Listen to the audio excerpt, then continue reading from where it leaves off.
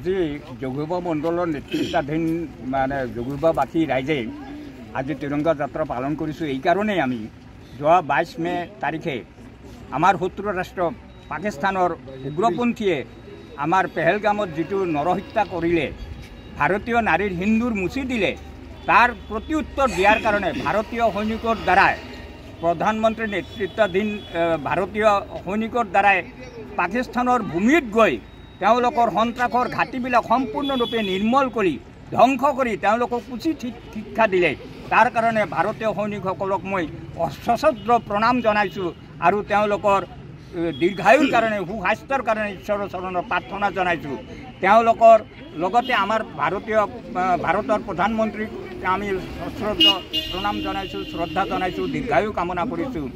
আমি প্ৰতি মুহূৰ্ততে ভাৰতীয় সৈনিকৰ ওপৰত নিৰ্ভৰ কৰি চলোঁ, কাৰণ তেওঁলোকে আমাক সুৰক্ষা দি আছে আৰু আগন্তুক দিনলৈকে যে তেওঁলোকে আমাক সুস্থভাৱে সুৰক্ষা দিব, এইটো আজি গোটেই পৃথিৱীৰ মানুহে ৰাষ্ট্ৰবিলাকে গম পাইছে।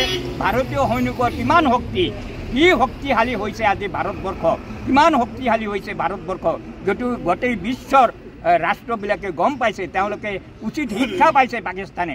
এতিয়া ভৱিষ্যতে যাতে এনেকুৱা নকৰে, তাৰ কাৰণে তেওঁলোকে উচিত শিক্ষা যদি লাভ কৰিছে, ভৱিষ্যতেও এনেকুৱা কাম নকৰিব বুলি মোৰ এটা হেৰি। তথাপি সৈনিকসকল আমাৰ সকলো সময়তে সচেতন হৈ আছে, প্ৰতি মুহূৰ্ততে তেওঁলোকক প্ৰত্যুত্তৰ দিয়াৰ কাৰণে সজাগ হৈ আছে।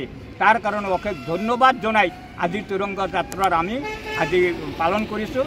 আমাৰ এই তিৰংগা যাত্ৰাৰ মূল কাৰণ হৈছে যোৱা আমাৰ যি অপাৰেশ্যন সিন্ধুৰ যি আমাৰ সেনাবাহিনীৰ সফলতা, সেই সফলতাৰ কাৰণে সেনাবাহিনীক উৎসাহিত কৰাৰ কাৰণে তেখেতৰ কৃতজ্ঞতা লগতে অভিনন্দন জ্ঞাপন কৰাৰ কাৰণে আজি আমাৰ এই তিৰংগা যাত্ৰা। লগতে যোৱা 22 এপ্ৰিলত যি নাৰকীয় ঘটনা কৰিলে পাকিস্তানী আতংকবাদীয়ে, এই তেখেতসকলক আমাৰ ভাৰতৰ প্ৰধানমন্ত্ৰী ডাঙৰীয়া তেখেতৰ নেতৃত্বত আমাৰ যি সেনাবাহিনীয়ে তেখেতৰ পাকিস্তানৰ ভূমিত গৈ তেখেতসকলৰ যি সন্ত্ৰাসবাদৰ যি ঘাটিসমূহ একদম ধূলিসাৎ কৰিলে, নিধন কৰিলে একেবাৰে, সেই তেখেতক আমাৰ লগতে সেই প্ৰধানমন্ত্ৰী ডাঙৰীয়াকো আমি কৃতজ্ঞতা লগতে অভিনন্দন জনোৱাৰ কাৰণে আজি আমি যোগীবাসী হৈ আমি তিৰংগা যাত্ৰা আজি ওলাইছোঁ। এইখিনি